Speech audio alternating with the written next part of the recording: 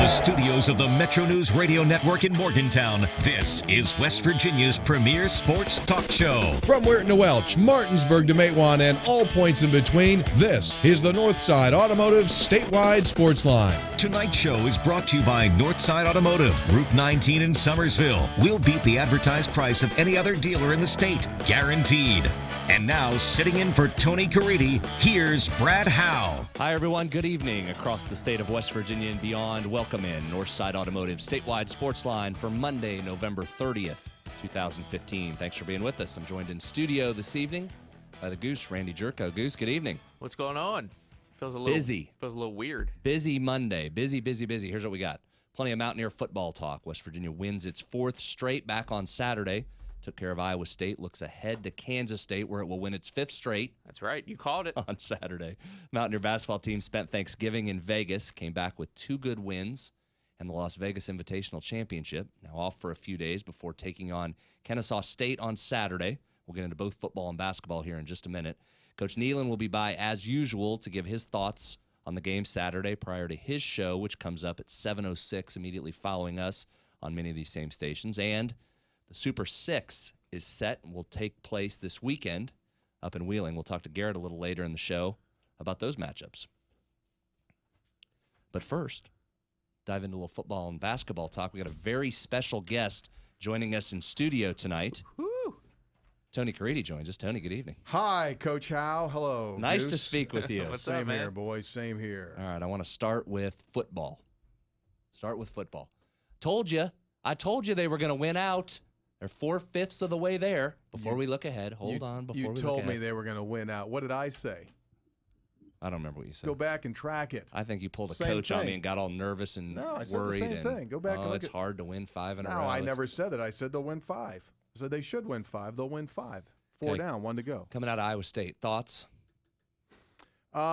Business-like. I think the biggest thing going into that game we all knew was going to be what was the emotional level on each side. How much of a motivation was the Paul Rhodes firing going to be for Iowa State, and how much emotion would West Virginia have on its Seniors Day? And I think that it certainly helped West Virginia scoring very early in the game on the big play by Shelton Gibson. And, West Virginia just kind of did enough. Defense is playing well.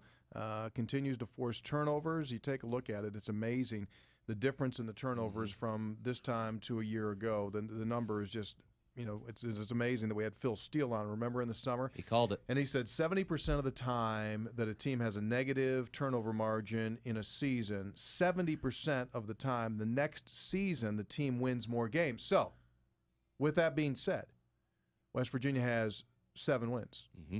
How many wins did they have last year? 7. So now, looking ahead to Saturday, what's that mean? They have a 70% chance that they're going to win on Saturday based on a decade of numbers. And his point was because usually when you have that bad of a year in turnovers, the numbers and the bounces go your way the following year. It's really hard to be that unlucky 2 years in a row. It just doesn't happen to many teams, and he's right about that. You mentioned the defense.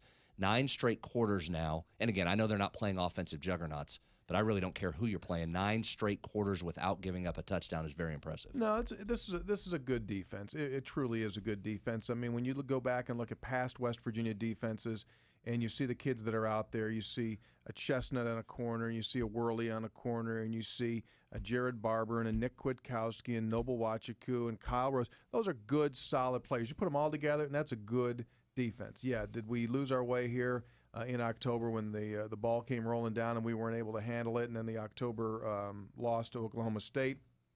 Yeah, we got lost of sorts. Now, again, these have not been the top offensive juggernauts, as you said, in the Big 12. But that's not West Virginia's defense's fault. You take care of what you can take care of, and they're not allowing touchdowns. They're not allowing points, and so they're doing a very good job. And Alan Taylor earlier today had a good stat on that. Each of these 4 opponents that West Virginia's beaten in November, West Virginia is held below their scoring average. So even a Kansas who doesn't score a lot, West Virginia kept them under their average. So impressive. Yeah, you mentioned it. Other than the defense, I thought one of the big takeaways from Saturday was the fact that West Virginia's offense kind of flipped the script. the running game was having trouble getting anything going, but then the passing game picked it up. You mentioned Shelton Gibson with a career day. Skylar was accurate. He was effective. How surprised were you to see that kind of change? Because we'd been getting used to West Virginia pretty much running the ball about 75% of their snaps. Yeah, I think one thing that showed its head there on Saturday was that without Adam Pankey, this is not nearly as good of a rushing offensive line. They need Adam Pankey out there to be really solid, and he's been injured the last couple of weeks, and hopefully he's back out there Saturday. Dana Holgerson said today that he was running around a little bit last night. No, Yodny could adjust as well. So I do think you got to be careful, but Gibson was starting to become a concern. I mean, he had not done anything really in a good part of about a month, and I think he gets the big one. It goes for 60, and then he becomes the guy. I mean, there was the numbers were 6 catches for 148 for Gibson. After that, second highest receiver was DeKeel Shorts, 2 for 12. You know, right? You got to get a whole lot more going there. But I think that they're in as good of a shape as they can be this time of the year to go out on the road and see if they can beat Kansas State. I think it would be an accomplishment. I know Kansas State isn't what they've been. I get that part of it, but you know what else? West Virginia hasn't beaten K-State in 3 tries. So go out there and get it. And I think it would leave a very positive, lasting impression as far as the regular season goes. I think you're absolutely right about that. And we talk about a bunch how important momentum is, not just within the constraints of a game, but outside and what program momentum does. This team can go win 5 in a row to finish. Then you go take your swings in a bowl game. If you win that and you've won 6 going into the offseason, I got to think a lot of people feel a lot better about that football program going into this offseason. Agree? 100% agree. You guys know it. I mean, you go into an offseason one of 2 ways, right? You go into an offseason feeling good about your chances for the future, or you go into an offseason going, oh, you just kind of lug that around with you. And I think that, we can set the table. Now, defense next season, and I know we're already jumping ahead here, but defense next season is going to have a lot of question marks. However, offensively, you're going to have guys with a lot of game experience coming back. And Wendell Smallwood's already said he's coming back. You're going to be good shape offensively. And so, there would be cause for optimism. There's some talk about bowl games. I know we don't know a position yet. Could be a bunch of different games still at this point. Russell, Athletic Bowl in Orlando looks like a long shot, but that's still floating around out there. Quite frankly, per their official Twitter account, they said West Virginia still under consideration. The Liberty Bowl, I guess, would still be out there. The Texas Bowl is a possibility. Cactus Bowl is a possibility. At this point, if you're West Virginia, I don't know that you care where. I think simply you're looking for matchups and interested in any of those games provide you with a good opportunity to go get a good win to finish the season. Agree. I think the only matchup that would make a lot of Mountaineer fans go, right? Like several thousand. You're right. Say it. The only one would be Pitt. Say it. Yeah, let's do it. Other than that, I don't think you're going to get several thousand going. It just becomes too hard. Houston or Phoenix, Arizona are possibilities. The Memphis Liberty Bowl's the day after New Year's. Yeah, just did that last year. Just did it. That's hard. So I mean, the only thing it's a shame that the way that the thing works nowadays in comparison to the past. In the past, they would look at this thing and they would put together matchups that were the intent and the premise was as much let's put together a great matchup on the field to draw tickets, to sell tickets and to get people excited. Now, to be quite honest with you, all these are made for TV events. It's kind of like pro wrestling, right? It's like studio wrestling. Hey, great, if the crowd's all there, that's great, but we're making our change off of what's on TV. So that's the unfortunate. West Virginia Pitt, that would be a great bowl game. People would get excited for that. In this day of diluted bowl games with the college football playoff taking center stage, obviously, that would be a great matchup. It's a shame that leagues can't get together and say, hey, ACC, hey, Big 12, let's do this thing, man. People would like this. It'd be great for your bowl. It'd be great for the TV number. Don't disagree. I totally agree. Let's move and talk about that number 20 ranked West Virginia basketball team. 15 and 20. Yeah, 15 and 20. Finally climbed into the AP, who apparently hadn't watched any basketball last year or done any research before. Looked pretty good out in Vegas, didn't they? They did. It was interesting because Richmond was the best team that they had played up until they got out there to Las Vegas. And Richmond was a good team, nice, solid team, and already had a win at Wake Forest. And they gutted that one out there. It was their first real close games, so to speak, of the season where they need to value each possession in the second half. In the past, they were just kind of rolling around there and already had the game in hand. And then I think what happened on Friday night was that, number one, it's difficult for a team to get ready to play West Virginia in one day. Mm-hmm. Two, San Diego State expended a lot of energy to come back and beat Cal the night before. Three, it was only a 21-hour difference from the time they left the floor to the time they were back on the floor. And four, the only real true point guard that San Diego State had was a true freshman by the name of Justin Hemsley, who's a good player, was the LA Player of the Year in high school last season. And they didn't have any idea. They thought they knew what was coming, and then when it hits you and you just start getting, like, whoa, you could just see as it progressed that they got more and more fatigued, more and more frustrated, and it was just a classic case of Press Virginia outwilling the team. And it was a nice win. I mean, to win by that many points, that's a very, very good program. I mean, the things that Steve Fisher has done there over the last several seasons, they got the 7th highest winning percentage in college basketball since 2010. They've been to the NCAA tournament, for consecutive years. I don't have the numbers in front of me right now, but that was a nice win. You would have liked to beat Cal because they were nationally ranked, but you beat Richmond, who beat Cal, and then you beat San Diego State, who beat Cal, so that jumps you. And as we don't know where those teams will end up by the end of the year. You don't know if Quanzo Martin's going to get that Cal thing figured out with those young guys, or San Diego State comes on. So you take it, good 2 wins. You move on. Devin Williams was very good, fell just short of yet another double-double against San Diego State. Outside of him, I think it's obvious what you have with him. What else did you take away specifically in the backcourt? Still need some games to figure that out? Yes and no. I think the biggest thing that Huggs explained to them in no short form during this trip was that you have to do what you can do and don't try to do what you can't do. He was really upset in their game against Richmond about some of the guards jacking up shots, kind of like my turn stuff. Well, I hadn't shot in a while. Here comes my turn. Yeah. And you can't win that way. And I think that he did I think they won that game, to be quite honest with you. They won Friday night's game in breakfast on Friday because he talked to them in no uncertain terms after breakfast when they were watching tape on Friday, and I think they got it, and they played the way that they need to play. Daxter Miles is a slasher scorer. He needs to slash and score.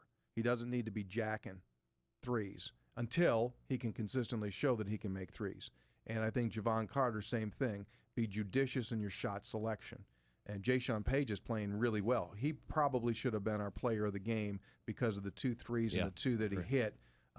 So he's doing a really nice job off of the bench. So you need him to be, because he seems like the most consistent outside shooter you have on that roster. Yeah, I would think so. I think that's the case, and I think athletically, man, he can take the ball to the basket. Yeah. He does a great job because of his athleticism, and so if they can just kind of kick back a little bit on the fouls, because they got themselves in foul trouble there in both games really early on. If they could just you're going to foul, but some stupid fouls have to go away. If they could just kind of handle that, they're going to be a fun team to watch all season long. They're going to be a solid team to watch. Everyone kind of assumed when they make these new rules, like last year, everyone talked about the fouls early in the season, and then as you got into conference play, as the season moved along, it kind of moved back into letting them be more physical. Are you seeing that move at all, or is it still too early? Because that Richmond game was I think both teams were in the bonus with about 15 minutes left in the second half, but then it seemed like Friday night they let them play a little bit more. My gut goose is that it will lessen.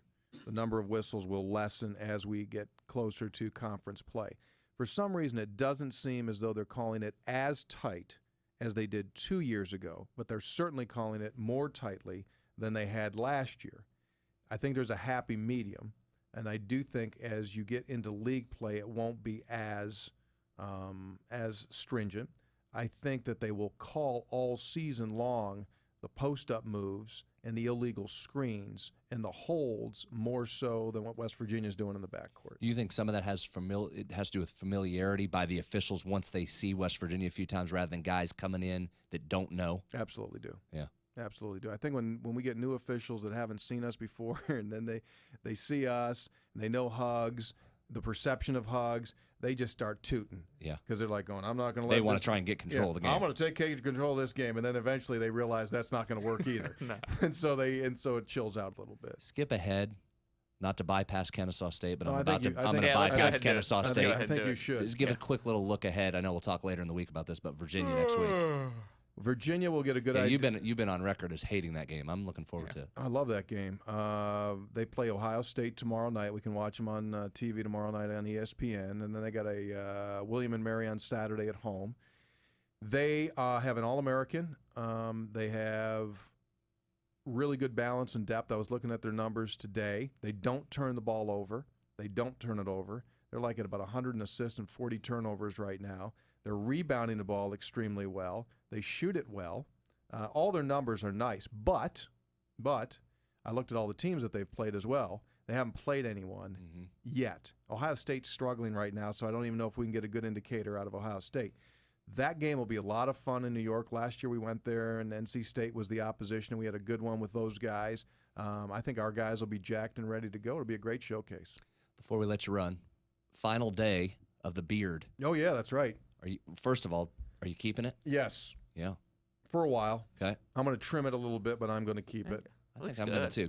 Give one last push. Why are we doing this? Okay, we did this all month long for the West Virginia Alzheimer's Association. We're raising monies for them, and they will use that for a bunch of different reasons and programs across the state.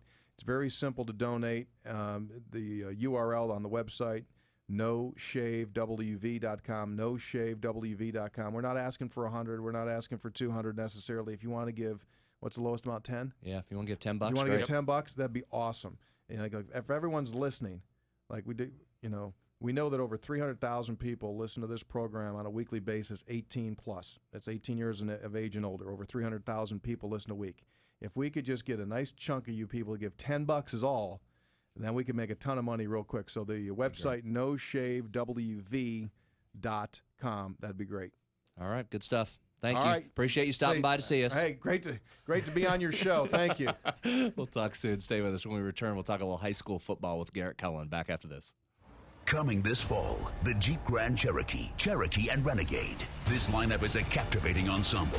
Critics are calling the Jeep Renegade inspiring and efficient with up to 31 miles per gallon highway. Four-Wheeler Magazine is calling the Jeep Cherokee the 2015 4x4 of the year. And Grand Cherokee is recognized as the most luxurious SUV in its class. Hurry in for a great deal during the Jeep Black Friday Blockbuster sales event, going on now through November 30th. Purchase and get 0% APR financing for 75 months or $4,000 total cash allowance on the 2015 Jeep Cherokee Limited. Go to Jeep.com to find your local Jeep dealer and hurry to the Jeep Black Friday Blockbuster sales event. EPA estimate front-wheel drive with 1.4-liter multi-air turbo engine and 6-speed manual transmission. Ward segmentation, Summit model, 0% APR financing for 75 months equals $1,333 per month for $1,000 financed for well-qualified buyers through Chrysler Capital regardless of down payment. Residency restrictions apply. Take retail delivery by 11/30/15. Jeep is a registered trademark of FCA US LLC. The Northside Automotive statewide Sportsline returns in 2 minutes. On MetroNews. For 30 years, the voice of West Virginia. When something is missing from the picture, it doesn't make sense. Without the right people, your work site is just a site. Your office is just a space. Let's Train West Virginia has grant funding for on-the-job training in today's in-demand careers. Workers learn while they earn, and companies can be reimbursed up to $10,000 per eligible new hire. So qualified employees and satisfied employers complete the picture. Learn more at letstrainwv.com.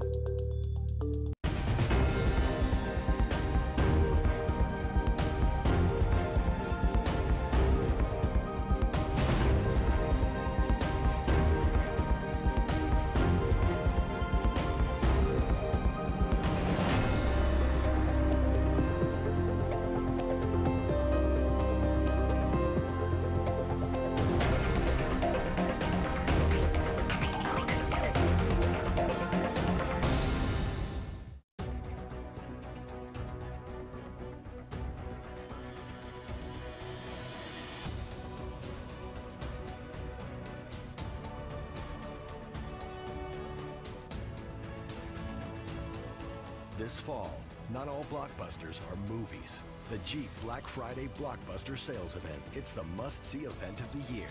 Well-qualified current lessees of competitive vehicles get a low-mileage lease on the 2015 Grand Cherokee Laredo for $279 a month. Almost there. Just 5 more minutes. Almost home. Statistics show that 80% of auto fatalities occur close to home on rural roads. Gosh, cops. That's why law enforcement is stepping up rural patrols and cracking down on impaired driving. If you are over the limit, you are under arrest because drinking and driving don't mix. Remember, over the limit, under arrest.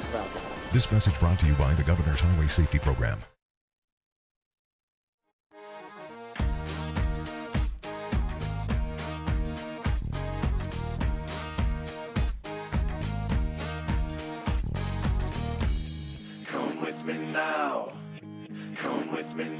Welcome back in Northside Automotive Statewide Sportsline Monday edition. Brad Howe, Randy Jerko along with you.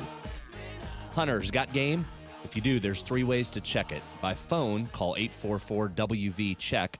Online, log on to wvhunt.com, or in person, stop by a hunting or fishing license agent. You'll need to know your permanent DNR ID number when you check your game. You'll be given a 13-digit confirmation number you must write on your field tag. It's that simple. If you need an ID number, visit wvhunt.com. Now let's talk a little high school football. The Super 6 is set.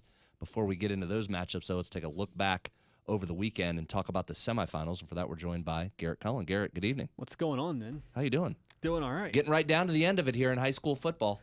Yeah, we are. We've had a busy day today, just lining up schedules, getting things in order for the weekend. We're going to have full coverage at the website, wvmetronews.com, and obviously Metro News has the full broadcasting rights to those games as well, so we'll have those streaming live if folks want to listen in, can't make it to the game. We'll have the audio link at our website throughout the game. And you'll certainly be talking about this week on High School Sportsline, and then we'll talk about this on Sportsline as we move forward. So plenty of high school talk coming up this weekend. Give us a look back real quick at what happened over the weekend and how we got to the teams in the Super 6. We'll start with Class AAA, where you had the top 4 seeds all advancing into the semifinals, and it was seeds 3 and 4 moving on to the championship games. You look at Capital, the defending state champions, out of Class AAA, a 35-13 win over top-ranked Cabell Midland, the Knights previously undefeated. And that one was all about Tyree Pratt, the WVU commitment quarterback for the Cougars, and really put that thing on his shoulders, and you give credit to the guys around him as well. But look at his numbers the last 2 weeks, and he's put on a show, and really maybe a mix-up, a shake-up a bit into those Player of the Year discussions. You look at what he did this past week against Cabell Midland, 155 yards rushing. He accounted for 5 total touchdowns, 3 of those on the ground, 2 of those passing as well. Those were long touchdown passes. So individually huge back-to-back weeks. And he was asked after the game, was this a statement-type game for those individual awards? Yeah, definitely. I'm trying to get these awards. I'm trying to let them know what I can do out here and what I could do against big-time teams. See, I love that. I did too. A little bit of honesty. Embrace it, my man. How often do you hear the yeah, it's a team game, and it is a team game, whatever, but just embrace the individual aspect of it as well, and have that confidence. And he's a confident kid, and we'll certainly be bringing that to WVU. And I know West Virginia fans are interested in where he's going to play. He'll certainly get a shot at quarterback, but you got to, if you're a fan, you like those numbers he was putting up, and keep an eye on him this weekend. Yeah, and biggest thing with him, he's just an athlete. Yeah. Just an athlete, and one of the best player on the field. He ended up being against Cabell Midland, and the Knights had a tremendous season. Disappointing for them, though, in that 35-13 loss. And that score, the dominant score for Capital, was a bit surprising. Maybe we shouldn't have been surprised, though. Just the fact that it was only a touchdown game at the beginning of the season. Capital then had a loss to George Washington towards the end of the year, and you thought, okay, they're kind of going through some lumps here, and we'll see. Maybe not quite the Capital that we had last year. Well, they've proven everyone wrong who had that thought, and certainly did so against Cabell Midland. And so, you had a great player having a dominant performance. That helps right. too, right? When your stud steps up in a big moment. And that's a thing with me as well. I mean, the Kennedy Award, those ballots were due. They're due coming up on Thursday. So the votes for the Kennedy Award before are the being state done championship games. Before the championship games are. In my opinion, I think the semifinal games, which are going to be a part of that, I mean, championship games, what players do in the biggest moment of the entire season should factor in. Yeah, I agree with you. So we'll see how that shakes out, though. Okay. Wheeling Park, Point Pleasant. You had Wheeling Park with a 35-14 14 win over Point Pleasant. So that one, another dominant win for the Patriots, and a bit of a surprise in that a bunch of people jumped on the Point Pleasant bandwagon after what they did the week before against Huntington. And you look at Wheeling Park offensively, so many weapons, but maybe more deserving of some accolades here, it would be what their defense did. And holding Cody Mitchell to just 27 yards in the first half of play, and they won that comfortably. It was 35-7, and Point got their last touchdown there in the final 10 seconds of the game. So I think you give Point credit for getting to the semifinals. They've had a heck of a year, a school that's now going to be classified as just the 10th largest AA school, making it to the semifinals of Class AAA, a banner year for them. But Wheeling Park had more athletes on the field in that one, and they pull away with that win. So it sets up Wheeling Park and Capital for your AAA state championship game. And another nugget there, last championship game appearance for Wheeling Park came back in 1991 against Capital. 15-14 loss for the Patriots, but it'll be the first time. That was when it was still played at Laidley Field. First time that they'll be playing on their home field in a title game from Wheeling Island. So that AAA game is going to be loaded in terms of a crowd. So Capital on a roll, but that's a tough environment to walk into on their home field, and they're playing extremely well. Yeah, that's just going to be a great environment. Yeah, it's going to be a great fun environment. Okay, AA, Bridgeport rolls. They didn't roll, but they won. They won. Rolls on. They won 28-20, and that one was a much closer game than what you would have thought going in. And we talked before about Fairmont Senior first time around with 3 turnovers inside the red zone, and that really could have changed the game had they been able to capitalize even on 1 or 2 of those. And you look at what they did the second time around, one of their first drives, got all the way down to the Bridgeport 1-yard line, had a bad snap, a bobbled snap. Bridgeport's able to recover, and so they keep Fairmont out of the end zone that time. And Bridgeport defensively stepping up. They had a 50-yard pick 6 in the third quarter. That was from Luke Southern. Gave them a 14-0 lead. Then Elijah Drummond with a 15-yard pick 6 with under 5 minutes to go put them up 28-14. So the Indians doing it a little bit on the defensive side of the ball, just whatever way you've got to do it to win, and they pull away there 28-20. So a tighter game than expected, but Bridgeport just finds ways to win like they've done for the past now going on 3 seasons. They'll be going for their 3rd straight title coming up on Friday night. Their opponent will be Tulsa. The Rebels have given up just 6 points the entire postseason. That was in the first game, so they've had back-to-back shutouts, including a 22-0 win over Mingo Central. Luke Presley's been dominant for them, not only at running back, but also the defensive side of the ball as well. Presley had 142 rushing yards, touchdown on 22 carries, and he had a hit on Mingo Central quarterback Stevie Hammond, knocked him out of the game, and that was significant for Mingo Central. I don't think it ultimately mattered on who would have won that game. The Rebels were just so good. So they get the win 22-0 and sets up a AA title game that has several different storylines, including, of course, the Bridgeport going for 3 straight in Class AA. Move to Class A, you're getting 1 versus 2. Yeah, went straight chalk, but it's not been a simple route to get there if you're East Hardy in the number 2 spot. We talked about them before. Opening round, down 20-0, had to come back to win 23-20. They were down to Wheeling Central late, ended up getting a late field goal to win that thing by 2 in the final minute. A much more comfortable win against St. Mary's, 36-19 in the semifinals. It's the first Super 6 in school history, first Super 6 appearance in school history for East Hardy. Their quarterback, Corey McDonald, 402 yards, 5 touchdowns. He also picked off 2 passes defensively on the defensive side of the ball for the Cougars. Brett Tharp had a nice game, 249 yards receiving, 2 scores. Bryce Strotterman also 4 catches for 101 yards. So that's an East Hardy team that likes to throw the ball around. They did a nice job of it against St. Mary's, controlled that thing from the start. They were up 17-7, forced 7 turnovers as well.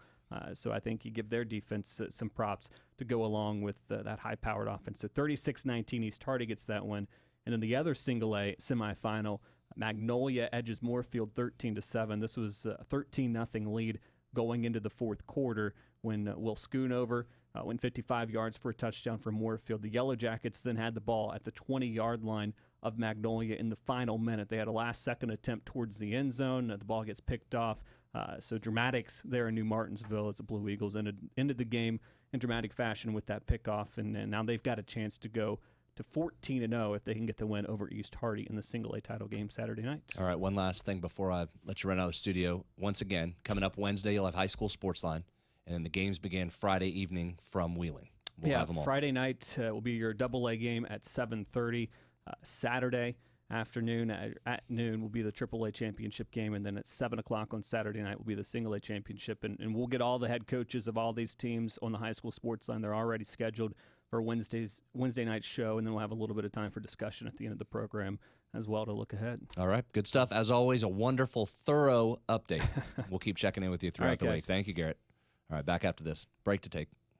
A study from England shows that men spend more time each day looking at themselves than women. Well, believe that study or not, the point is we all want to look our best all the time. Well, the same holds true for businesses. We judge businesses, in fact, by their look. At Pikewood Creative, we produce videos and commercials that make businesses look their very best. And you know what? It improves their business. They get more customers and clients. If you'd like your business to look better, then check us out at pikewoodcreative.com. There are things that make our lives easier.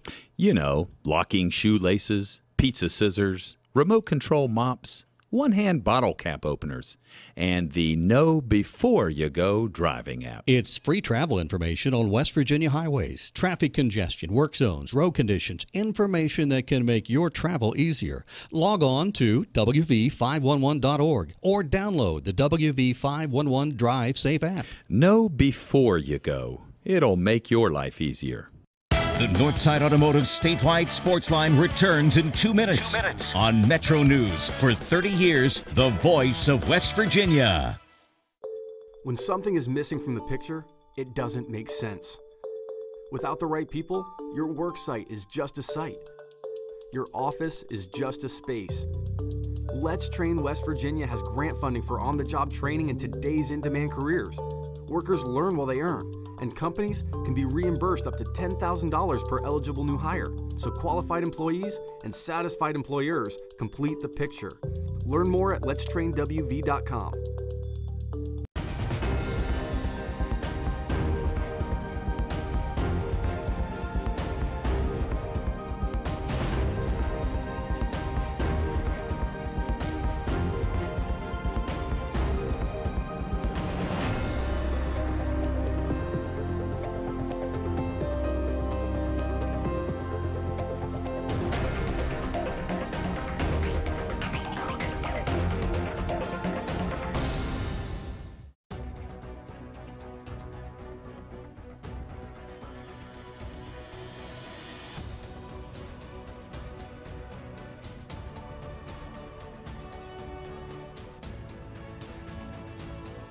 This fall, not all blockbusters are movies. The Jeep Black Friday Blockbuster Sales Event. It's the must-see event of the year. Well-qualified current lessees of competitive vehicles get a low-mileage lease on the 2015 Grand Cherokee Laredo for $279 a month. Almost there. Just 5 more minutes. Almost home. Statistics show that 80% of auto fatalities occur close to home on rural roads. Cops. That's why law enforcement is stepping up rural patrols and cracking down on impaired driving. If you are over the limit, you are under arrest because drinking and driving don't mix. Remember, over the limit, under arrest. This message brought to you by the Governor's Highway Safety Program.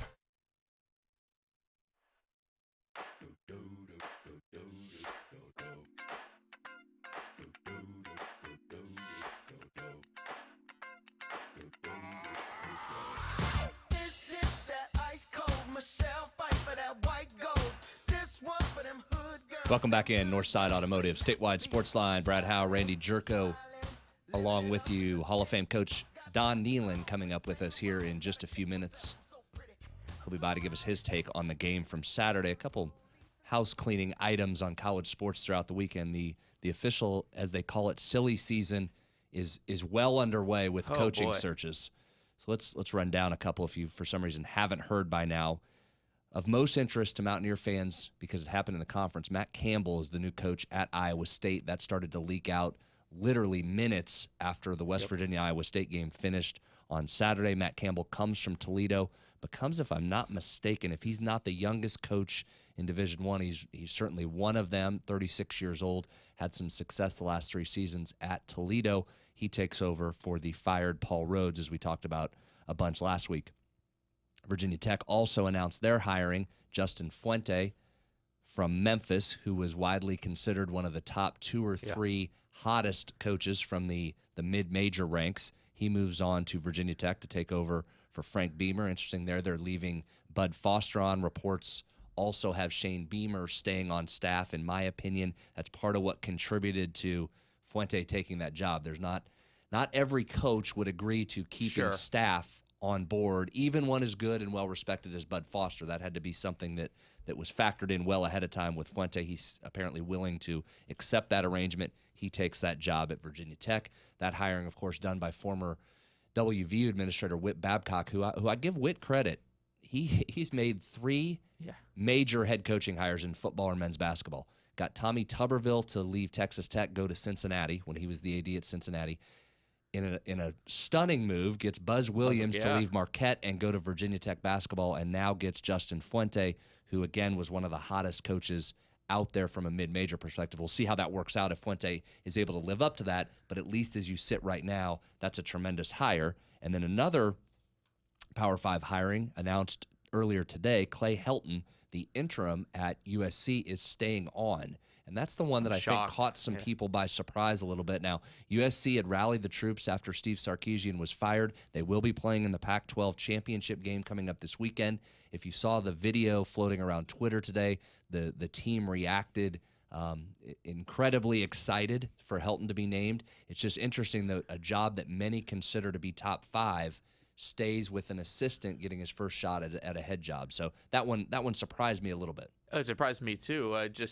When you think USC, you kind of assume that they were going to go after just, one of these big fish, one of the big splashes. They had been linked to talking to Chip Kelly, if it didn't work out, in Philadelphia there, if he wanted to come back to college. So I wasn't expecting that because he basically, Clay Helton did exactly what Ed Ogeron did at USC when Lane Kiffin was let go, when they wouldn't let him, on the plane, or they fired him on the team bus or whatever that was.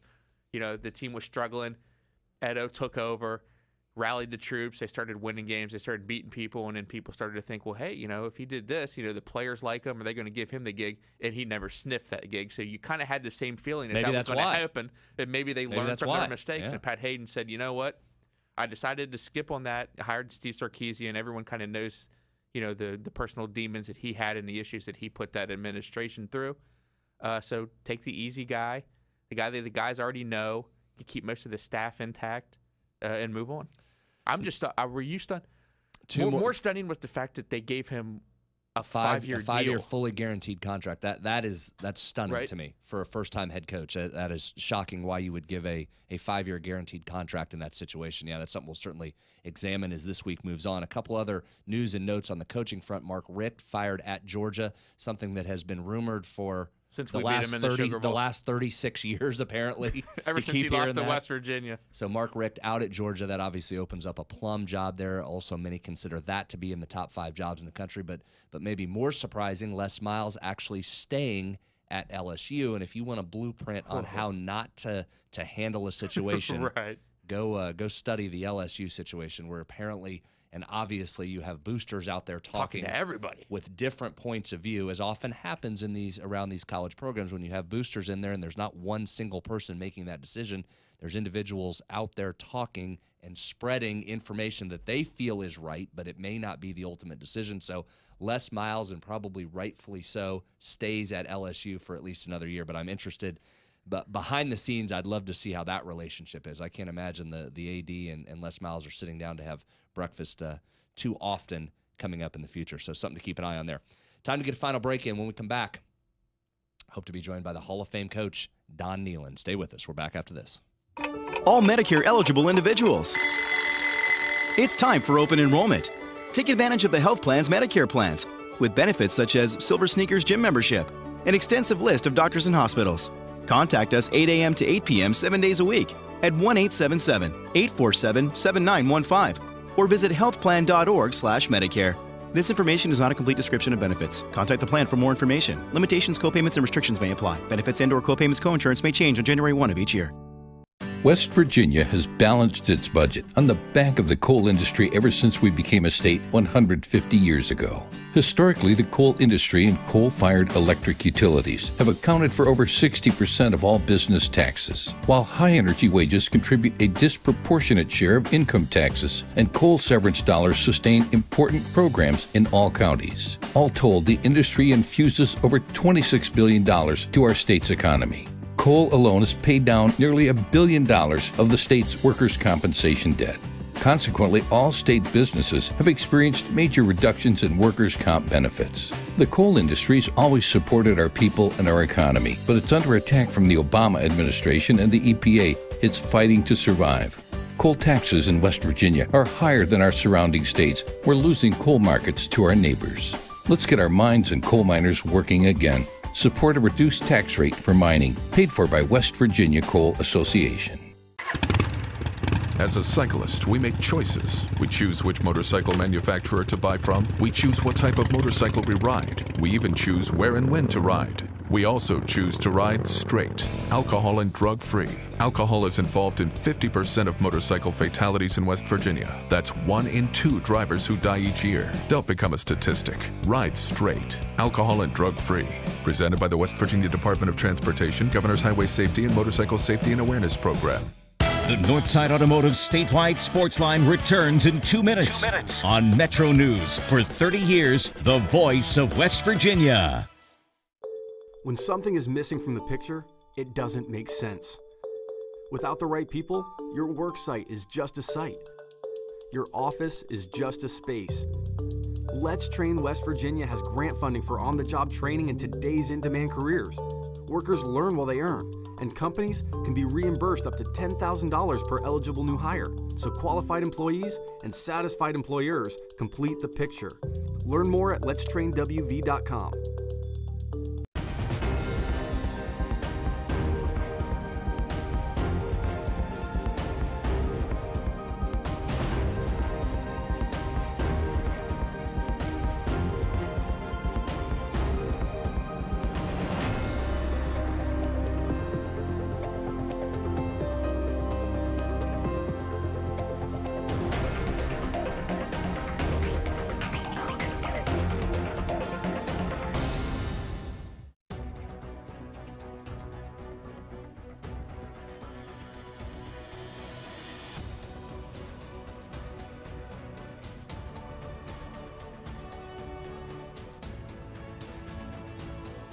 This fall, not all blockbusters are movies. The Jeep Black Friday Blockbuster Sales Event. It's the must-see event of the year. Well-qualified current lessees of competitive vehicles get a low-mileage lease on the 2015 Grand Cherokee Laredo for $279 a month. Almost there. Just 5 more minutes. Almost home. Statistics show that 80% of auto fatalities occur close to home on rural roads. Cops. That's why law enforcement is stepping up rural patrols and cracking down on impaired driving. If you are over the limit, you are under arrest because drinking and driving don't mix. Remember, over the limit, under arrest. This message brought to you by the Governor's Highway Safety Program.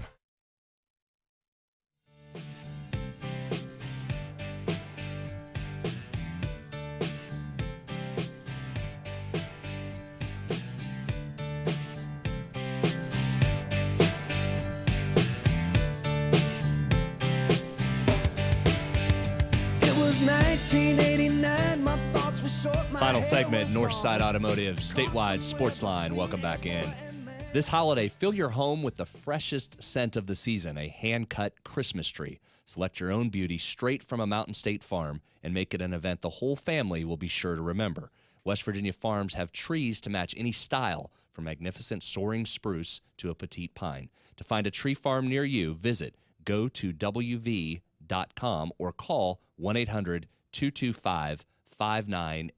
And Goose, according to my Facebook and Twitter feeds and seeing pictures, a lot of people did exactly that over the weekend. They went out and cut down their trees. So do that. You can also post to Facebook, Instagram, and Twitter using the hashtag GoToWV if you want to show off the tree that you got. All right, let's welcome in. Best 10 minutes of the week. I say it every week. The Hall of Famer, Coach Nealon, is here. Coach, good evening. Good. Thank you, Brad. I made it. You made it. You are here. All right. All right, let's talk. You and I were in agreement. We've been saying it for a long time. 5 straight coming for these Mountaineers. They're now 4/5 of the way there. Yep. Handled Iowa State with relative ease. I thought Iowa State did some good things, maybe more on defense than I saw offense. I'll be honest, I thought their offense would be a little better, but I think a lot of that had to do with this West Virginia defense that's playing extremely well right now. I think 2 things. I think, number one, our defense is playing well, and they gave them a lot of different looks. You know, that the way they line up, they can do a lot of things, and that freshman quarterback made a lot of mistakes. Yeah. Naturally, I was pulling for West Virginia, but I felt bad for Paul Rhodes. I think he's a class guy. Yeah. And I think that showed the way his players reacted after the game. But you and I talked a million times. I felt we'd win out, and I still do. Now, I think this game, even though they haven't played very well, it's a very physical, tough football team. And I don't think we're going to walk in there and walk out of there with an easy victory. I think we're going to win, but our guys better be ready to lay it on the line. We talked to Tony in the first segment. He was here for a few minutes, and we talked about the emergence of Shelton Gibson, or the reemergence of Shelton Gibson at receiver. We hadn't seen him in a while. West Virginia has been winning this game on the ground, just running at people. Iowa State did a better job of stopping that. A couple injuries on the West Virginia offensive line probably contributed to that. But the passing game, well, wasn't great, but it did enough and had that big play to kind of get West Virginia rolling. Well, I think our passing game is better than people give us credit for. You give that kid enough time. When our passing game is bad is when the protection breaks down and he starts running around and gets happy feet. And but I think you know, we got that speed at the wide receivers. We'll drop a ball now and then, but our passing game will be all right, and we'll need our passing game because these guys play the run pretty good. I don't know. They've had a lot of injuries. I don't know what their situation is. But we have to go there, and that's not going to be a lot of fun. Yeah. Yeah, you mentioned the fact that how physical they are. The last time I watched them play, last week, it seemed like their offense had gotten to the point where they weren't even playing a quarterback. They were putting, the Gronkowski kid back in the Wildcats, and they were kind of doing that little pop pass, thing that they've kind of made famous a little bit. When you look at them on film, how difficult are they to get ready for because they're so different than most of the teams in this league? Well, you got to gang up on them. They don't throw the ball very well, so in order to stop the run, just to have more guys than they have the block. Just get yourself, play both those safeties at about 7 yards, and depends on who they're going to key and the direction the lead back goes, boom. Yeah. That safety's sitting up there, and you've got 4 or 5 guys at the point of attack. Now, one thing that jumps out, and I know you noticed this because we've talked about it before, in West Virginia's wins this season, the turnovers have been through the roof. They've done a tremendous job of forcing turnovers and gaining turnovers. The cliche would be going into Kansas State, you worry about that a little bit with such a well-coached team under Bill Snyder. You wouldn't think there'd be a lot of penalties, and you wouldn't think there'd be a lot of turnovers. So that would certainly be something to keep an eye on Saturday, I would think. Oh, yeah. No, that never changes, Brad. Guys that turn the ball over lose. When we turn it over, we lose. When those other guys turn it over, unless they're super, super superior, we're going to win the football game. And that's what, Iowa State, the game was kind of blah. I kind of agree with Dana. It was kind of blah. Yeah. But had they not turned that ball over, it would have been a pretty good football game. And we said the same thing following the Texas game, Exactly. right? Didn't we say if they didn't have 5 turnovers, that would have been a game too? So, Sure. so that's a huge deciding. When the teams are fairly balanced, that's usually what tips the scales. No question. Yeah. No question. It never fails. All these championship games, all you got to do is look at the turnover. Let's talk about those for a little bit because there's one more week left before, we get to the big college football playoff. A lot of people are assuming the Big Ten champ, whoever wins that game, is in. Oklahoma is in. I don't think many people think Florida is going to be able to maybe even cross the 50 on Alabama, let alone win. That leaves Clemson and North Carolina. That seems to be the game that people were circling. With Notre Dame losing, is that the one game that you're trying to watch this week so maybe things get a little crazy? Well, it looks to me like that's the game that's going to screw things up if Clemson would happen to lose. I don't think Clemson will lose myself. I think that guy's got it gone. But I think North Carolina's pretty good. Yeah, they're rolling too. Yeah, well, they both got quarterbacks that are making things happen. And, man, when you got a quarterback that's making things happen, that's the key. So, I don't know. You know, it's a funny thing. Last year at this time, it didn't look like Ohio State was going to get in. They get in and win the national championship.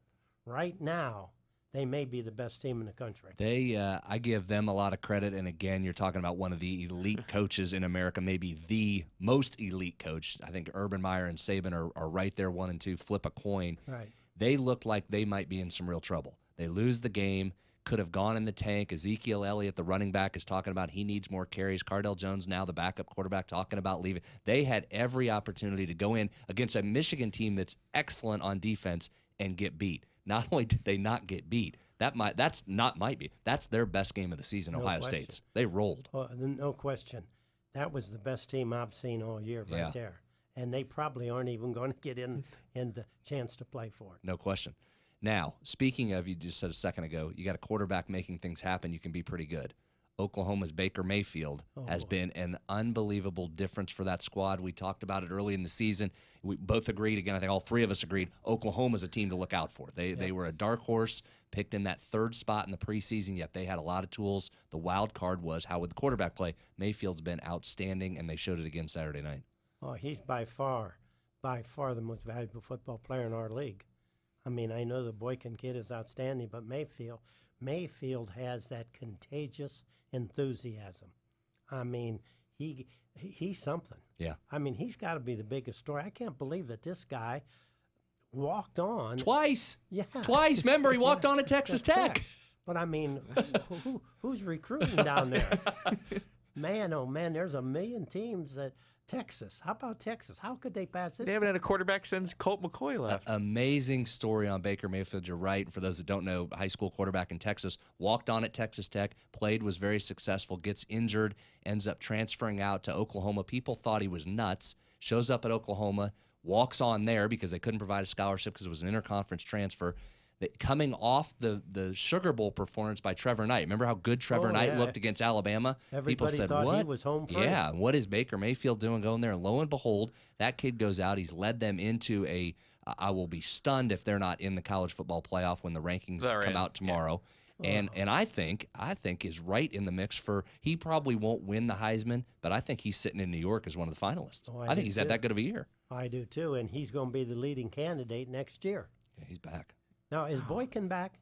No, Boykin's gone. No, he's been there since 1997. I thought. He's played 100 positions.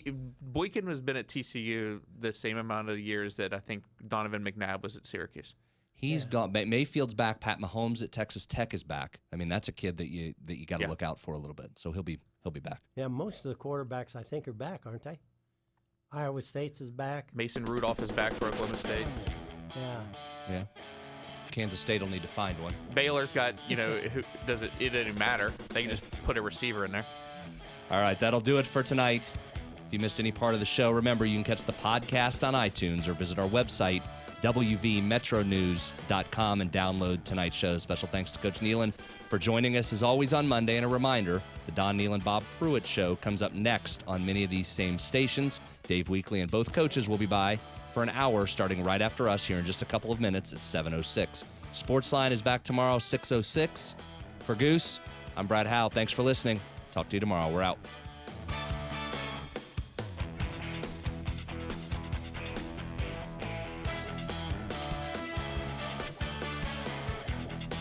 The Northside Automotive statewide Sportsline has been an exclusive presentation of the MetroNews Radio Network. Copyright 2015. All rights reserved.